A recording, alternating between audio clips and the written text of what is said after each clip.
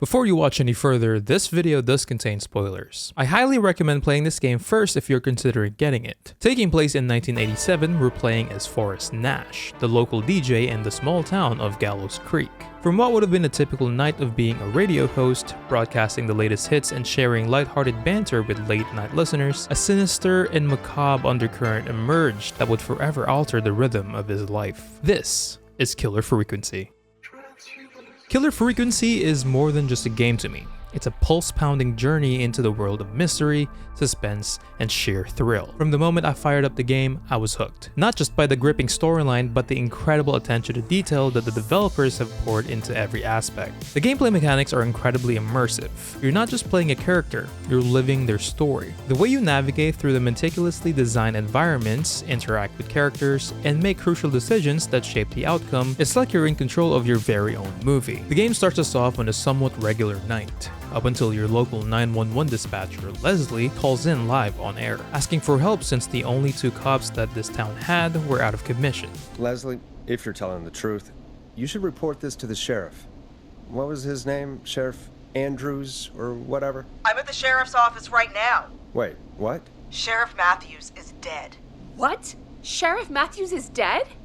Not Sheriff Matthews! Taking the situation very seriously, I added some sound effects to help set the mood for the listeners and got my first trophy for doing so. I tried, but I can't call anything but local numbers. Something's wrong. I'll have to go there myself.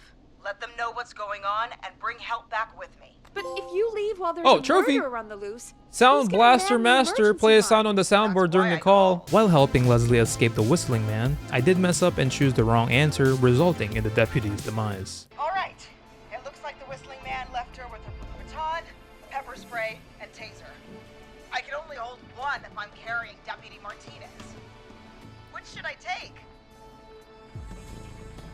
Take the pepper spray if you're holding the person. Pepper spray should be easy to use and carry. Take that. The pepper spray's not working. It's not getting through the map. It's pepper spray. What are you talking about? Does this dude have a gas mask? That was a bootleg Jabberwocky's mask. The pepper spray should still work. That's crazy. With Leslie escaping the clutches of the Whistling Man, she was out to look for help in the neighboring town 4 hours away. While she's gone, however, she made all 911 calls to be directed to the radio station, and it is now our job to try what we can to help the citizens of Gallows Creek. We'll do our best to keep everyone safe until then. Thank you. Just try to work together. Do what you can. Our first official call of the night is by a woman named Sandra, who finds herself in a dire situation where she is getting chased by the Whistling Man. As she was running, however, she dropped her keys, and now she has to hotwire her car so she can escape. It was now up to us to teach Sandra how to hotwire a car, and by the grace of God, we found a magazine about hotwiring cars. The number of steps this magazine had low-key overwhelmed me a bit, resulting in me getting a trophy in the process for not responding fast enough. It's neither of these, because if there's the 4 before 3, so there's the 4. Wait, dead air. Trophy. Don't respond when prompted for 30 seconds. We saved Sandra in the process and get another trophy with it. Just keep driving now, okay? And get home safe. Get home safe, Sandra. Will do, babies. Let's go. We did it! Trophy! Sure Keep did. talking and nobody dies. That's a game. That we're jazzed. Sandra Sharp and survived the excited Whistling Man. to Hell share yeah. with you. Shortly after this, we get a phone call from my favorite person in the game. Evening, caller. This is Forrest Nash, host of 189.16, The Scream. And tonight's 911 stand-in. Hey, Forrest. My name is Brian. Brian Ponte. Brian Ponte of Ponte's Pizza. We've got a great special this weekend.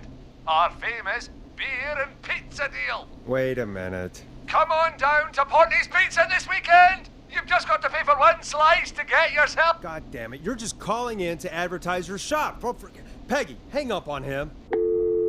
Done. As we were basking in the glow of our recent victory, fate had more surprises in store for us, as another victim called live on air. Welcome to The Scream with me, Forrest Nash. Yeah, Leslie.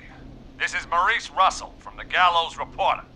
I'm at the office. This guy just broke in downstairs and... Wait. Forrest Nash? Maurice Russell, a reporter for the local newspaper, called in to report that someone broke into his building. We now have to help Maurice escape the clutches of the Whistling Man. We plan to lure the killer into different rooms so Mr. Russell can sneak into the other rooms. To do this, Maurice faxed us the building layout along with the extension numbers of the telephone lines they're in.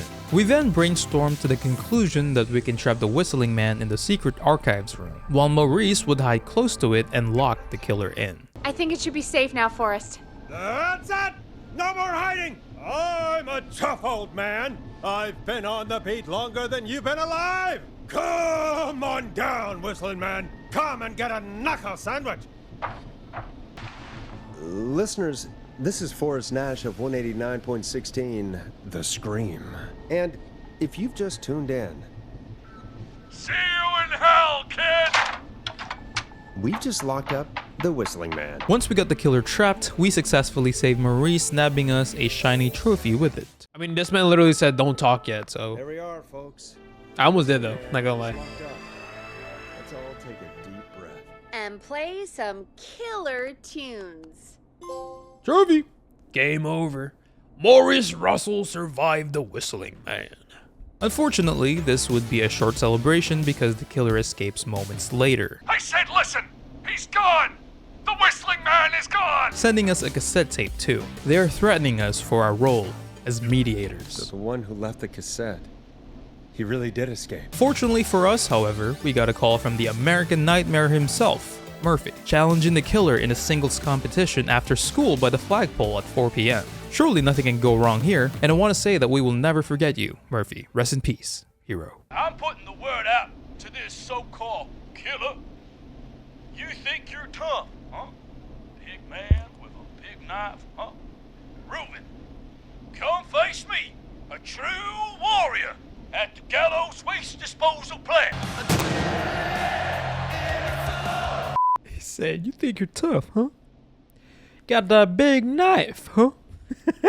Like, who just says that? After receiving another distressing call from a woman named Virginia, a potential victim, we knew we had to act quickly. To assist her, we contacted her nearest neighbor to scare off the attacker. Unfortunately, the only neighbors awake at this hour were a group of rowdy frat boys hosting a party across the street. With Virginia in a state of panic, we had to determine her location. We planned to order from the same place the frat boys would typically order from, and with only 3 options available, we settled on a pizza place as the most probable choice. After successfully scaring off the killer, we are awarded with another trophy. The next caller is once again from one of, if not, the best character in the game. What small business do you own? Oh, well, I'm not really big on promotion, but since you ask, it's Ponty's Pizza! The best and only pizza place in town! Come on down and get yourself a cracker deal on a 2-for-1. God damn it, Ponty, no! No free ads! After that sweet plug-in from Ponty's Pizza, another victim calls us. Name's Eugene Stein, and I've got a heart full of love, Forrest. I'm hanging out in the middle of the maze, listening to your show, looking up at the stars and waiting for her. You got a special lady coming out to see you. Yeah, Molly. We planned to get lost in the maze tonight, to take our first journey together into the love labyrinth. Homie wanted to get his tinkle twinkled and expected to meet up with a girl in their small town's famous maze attraction. Unfortunately for our boy Eugene, the girl never showed up, but instead, the Whistling Man was there to twinkle his tinkle with blood. Carm, I'm about to die a virgin! We now have to save Eugene by guiding him out of the maze. We found a map of the labyrinth and showed Eugene to the exit. Doing so got us another trophy. We weren't done yet, as the all-American Eagle Murphy called us back with an update about saving America and all of its citizens. Forrest. Oh, thank God. It's me again. Murphy. Talk to me, Murphy. What's wrong? Oh, the killer got me, man. Okay, so Murphy got himself in a dire situation, and it's up to us, per usual, to save this man from his foolishness. With some brainstorming though, we eventually got Murphy saved and got a trophy for saving an American hero. As for the next victim, or should I say victims, we now have to save Carrie and her friends. At the beginning of the call, we just overheard that Carrie got pranked by her friends until the actual killer was right next to them, killing Jimmy. Forrest! You should have seen your face. What? What? What? Are you kidding me? Would you take off that stupid mask if it's hard to breathe? Who's under there anyway? Is that you, Seth? Idiot. Seth is right next to you. That's, Uh-oh, they're dead. wait. Oh no. Who are you? Oh no, man. Damn! Everyone, get inside! Now we have to be the tiebreaker to who should do what task. To know this, we needed some clue on what a person does, like a friendship quiz paper. Sure, Carrie now asks us who should do what for each task and answers as such. Unfortunately, I did mess up and chose the wrong person to be the driver, resulting in this person running someone over at the end. Did you just run her over? It's disheartening that losing one person costs us the trophy for this playthrough. I guess we'll have to try again later. Luckily, it wasn't a victim this time for the next call, but just a request for a song. This vinyl, however, was thrown out the window by our producer, because why not? So we have to venture outside the station to look for it. We found out as soon as we stepped outside that the door locked from the outside. We did need to fix the breaker and give power to the elevator going to the basement area. Getting some power also got us another trophy for gaining access to the station after being locked out. Trophy! Let me in. Doing a little snooping around in the basement area, I accidentally stumbled upon a hidden room in the janitor's closet. I immediately jumped to the conclusion that Peggy was the killer. It's not the janitor, it's Peggy. We called it. I needed a weapon ready just in case, so I took the screwdriver with me as we made our way back up the station. During a discussion with Forrest, he revealed the items he had discovered at the janitor's secret hideout. They both agreed that uncovering this would lead them to the next objective. I found this task particularly enjoyable since it allowed me to use my analytical skills like Sherlock Holmes. Festival of Disaster. The big wheel breaks free, 15 injured. Who is to blame? And this goes with this dude right here. So 24-hour gas station bought by local ex-lottery winner 14 years ago. So this says there's a disaster. So this is the wheel. This is possibly what happened. And it happened in 1972. And this newspaper is 1986. So 72 plus 14 would be 86. Bam! And that's Chuck Brody right here. We would like to celebrate the marriage of Kim Walker and Peter Stein and Mrs. K. Stein. They're both dead.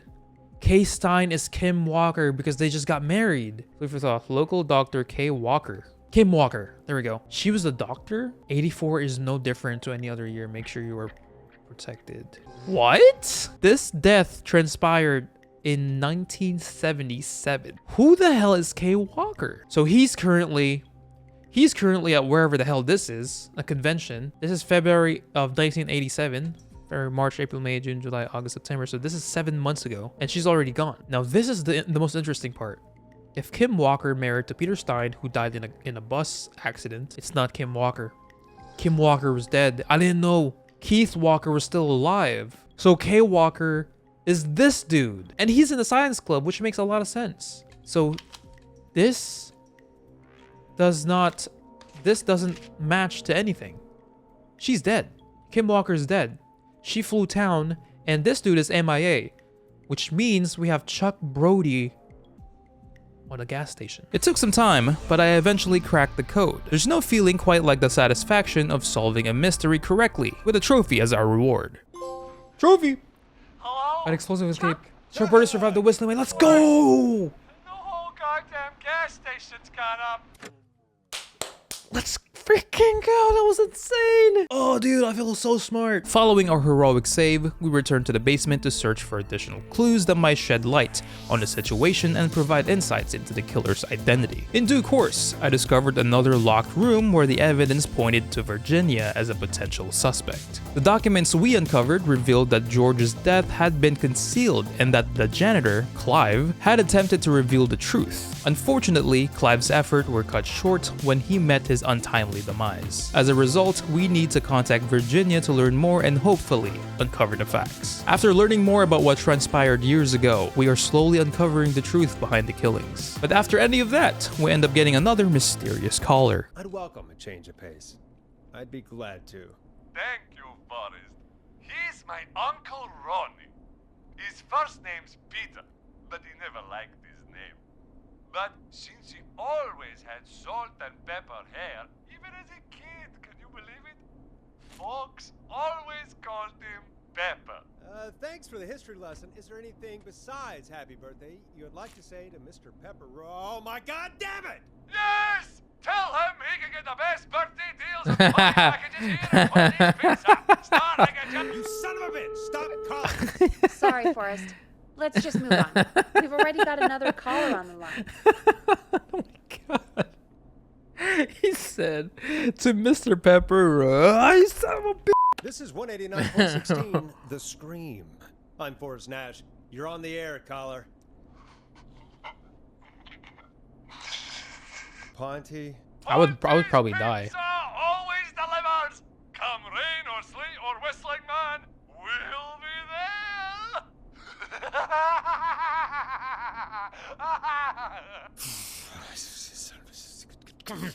Forrest? Forrest? Are you okay? Forrest? I hope the Whistling Man gets in with his own pizza slicer. Jesus, Forrest? The next call is from the same woman that requested the song Peggy hated so much. But this time, she informed us that she was the next, and the Whistling Man was already on her tail. To save her, she needed to retreat into her own apartment, but she didn't have the keys because she was still new to the place. So we needed to break her into her apartment building before the killer catches her. Every aspect of this situation reeked of suspicious behavior. Yet despite my skepticism, I found it difficult to dismiss due to my unique living arrangement. Just like my current situation now, where I lack physical keys to access my apartment building and rely on a code, this new predicament seemed oddly plausible. Ultimately, we agreed to assist her in gaining entry to the apartment. Our task led us back to the basement, where I eventually stumbled upon a magazine containing the lock codes. As I dialed the enigmatic woman's number once more, I couldn't help but ponder her true motives, still harboring doubts about her story. One of my chatters did mention a trophy for putting a mannequin head inside a fridge for some reason, so I did that. Trophy. Fridge horror. Place the mannequin head into the trophy. Hell yeah. Appreciate that, man. Appreciate the heads up. Peggy's revelation about our shared lock system triggered a revelation in my mind. It dawned on me that by providing her with the entrance code, I might inadvertently be inviting her into the building, possibly setting the stage for a sinister encounter. This unsettling realization compelled me to take deliberate action. I intentionally furnished her with a code designed to trigger the alarms, and this happened. The code is 191519. Thank you, Forrest.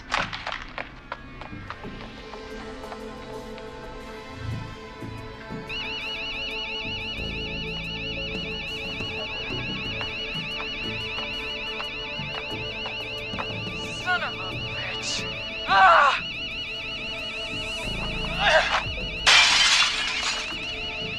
Is she?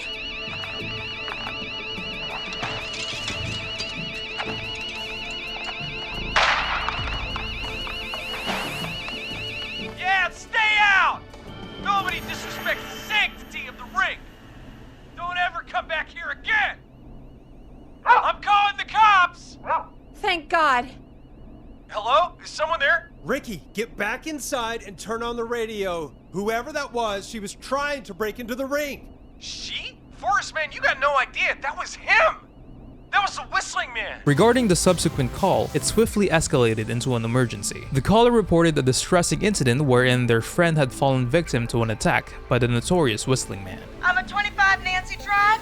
My best friend's been stabbed. The gravity of the situation was intensified by the fact that our town had only one ambulance, tragically destroyed during an explosion at the gas station a few hours earlier. With the conventional emergency response unavailable, we had no choice but to contact the hospital. Regrettably, their assistance was limited to providing us with instructions on staunching the bleeding. All I can do is talk you through the procedure as quick as I can, and then leave the rest to you. Seeking out someone knowledgeable in first aid and expediting the victim's transport to the hospital. Amid this crisis, Peggy Peggy and I began brainstorming potential solutions. Our immediate concern was locating an individual with medical training. To aid in this search, Peggy granted us access to our boss's office, enabling us to review the roster of the radio station personnel who might possess the necessary skills to provide critical assistance. As I picked up the key, I got a trophy for unlocking every door in the game as well. Trophy. Master of unlocking. Unlock all doors in the station. I haven't even unlocked anything yet, but I will take it. After solving the safe's code, I started reading personnel files. Eventually, I found the perfect candidate for the emergency, saving Jason and nagging us a trophy. Is this Forrest? Trophy. Jason lives. Jason Parker survived the Whistling Man. As Jason was about to spill the beans, the Whistling Man was now at our station and sabotaged the power. So now I had to run to the basement to get the backup power running again, and eventually getting us a trophy for restoring power. Boom. We've got power. Trophy. Let there be light. Restore power to the station after the blackout. The Whistling Man. I need to warn Peggy. He's behind me. Now for the most challenging part, making my way upstairs, knowing that the killer is in the same building. What the hell?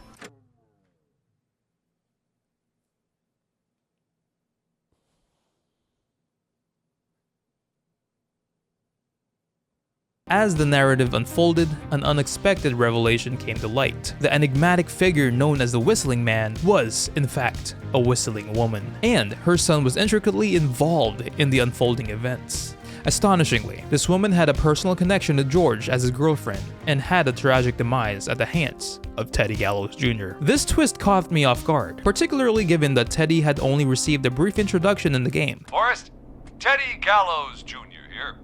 I just want to say that my thoughts and prayers are with my Gallows Creek neighbors. Making this revelation somewhat surprising. However, I found this turn of events somewhat anticlimactic, feeling that unveiling the killer's identity and motivations could have been executed more skillfully. Adding to the intricacies of the narrative, it was revealed that the Whistling Woman's sister was none other than Peggy. Marie? Where? Oh my god. Peggy! Teddy? You've got to help me. Quiet.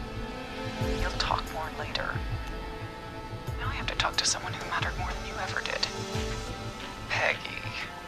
It's been so long since I've seen your face. To rescue Peggy from this dire path, I embarked on a mission to produce a birthday card to her by the very killer when she turned 8, which was like right next to us, so it wasn't that hard. What does it say then? Happy birthday, Peg. Now you're great and 8. Love, M. This unexpected memento proved a powerful emotional trigger, momentarily stalling the killer's intentions and providing enough time for the police to intervene. The successful resolution of this tense situation safeguarded Peggy's life and earned us a commendable trophy for our actions. Also earned us a trophy for surviving the night and beating the game. Hey, officer. Trophy. I need Tale you of to Two look after Sisters. Trophy. The man, The myth, the scream. Forrest Nash survived the Whistling Man. Hell yes, brother. The end? Question mark? Reached the end of the Whistling Night. Wait, what? What's a question mark? we had to do some light cleanup with the base game already done. I needed to finish the game in under 4 hours for this playthrough with all the callers surviving, and getting the rest of the trophies I missed last time, like saving Deputy Martinez. Shocking turn of events. Folks, you heard Oh, it yeah. here. Also getting to play all the radio ads. And the nightmare right here. Trophy. So should I call the secret archive then? Next up is having all the teens survive this time. Trophy. Collecting all hidden records around the station. Trophy. New vinyl for my collection. And getting 2 trophies for finishing the game in 4 hours while saving everyone. Let's go. There we go. Not all talk. Save all the Whistling Man targets. And Forest Dash. and finish the game in under 4 hours. With all the callers surviving. Hell yeah. For the last trophy, we now have to get everyone killed in the game. This was sad, especially with one specific scene. Also, I didn't know that I had to play all the records for a trophy, so I ended up playing every single one and eventually got the trophy. I know this is really out of the blue with everything happening. Trophy. Disc jockey. Play all records during the course of the night. Here we go. Last one, baby. That said, this is the compilation of everyone dying through the phone. Enjoy. No! I do a mean kickball change and I swear I... Let's just hope she is jazz flying. up to heaven. Forrest! Sorry, couldn't help myself. Here's the last word from me. If Damn. He got if out. That's it. I guess Maurice is like his newspaper now. Red all over. Forrest. I didn't talk. I guess the takeout here is to die for. Forrest, what the hell? That doesn't even make sense. A swing and a miss. Please! No! You don't have to do this! Oh, I think I'm gonna be sick. GG. I guess that's what love does. It makes us fall to pieces. I just don't, Forrest, okay? Don't. The whistling man got the runner. God, hurry up, Lockpicking. Oh my god! Oh my god, they both went through the floor. Oh god. Oh, we crashed. Everyone ran. Please, no! No! What's the code to the gate?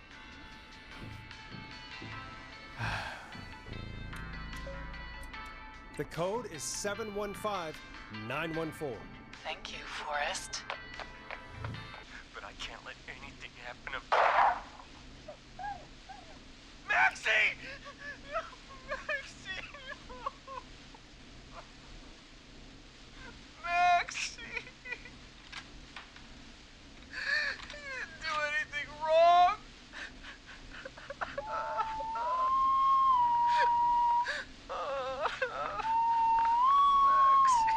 He gone. Damn, I thought they were slicing people. This dude had a whole Forrest. Oh, God, poor Ricky. Your friend. They tried everything they could. All right, I'll just get going then. Henry, honey? He's all yours. Hey, wait a minute. Back off. Don't come any closer. Don't worry. I'll let Peggy know you asked about her before I send her your way. No, please. Oh, I got headbutted to the freaking grave, dude.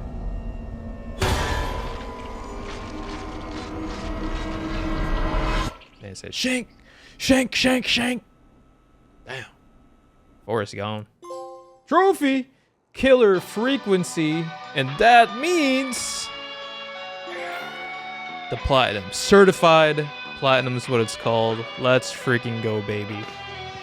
Killer Frequency blew me away with its captivating storytelling and immersive ambience. From the moment I started playing, I was transported to another world filled with rich characters and complex plot lines. The attention to detail in the graphics and sound design created an atmosphere that truly felt like I was part of the game's world. The story was so well crafted that I found myself invested in the character's journey and rooting for them every step of the way. The game's pacing kept me engaged and eager to discover what would happen next. I highly recommend this game to anyone who enjoys a good story and wants to be fully immersed in the game's world. It's a truly exceptional experience that I won't soon forget. I want to give Killer Frequency a 9 out of 10. Regarding the difficulty level of obtaining the Platinum Trophy, it was pretty easy. I didn't even require a guide for any of it. I could locate all the necessary items to earn specific rewards. Therefore, I would rate this game's difficulty level a 2 out of 10. And as always, I appreciate each and every one of you for all the love and support these past couple of months. I can't express how thankful I am to have people enjoying the content I produce. It's definitely a wild feeling for sure. I stream this live on my Twitch channel at DoccoBell, or follow my linktree in the description for all my socials. And with that being said, my name is DoccoBell, and I hope everyone has a phenomenal day.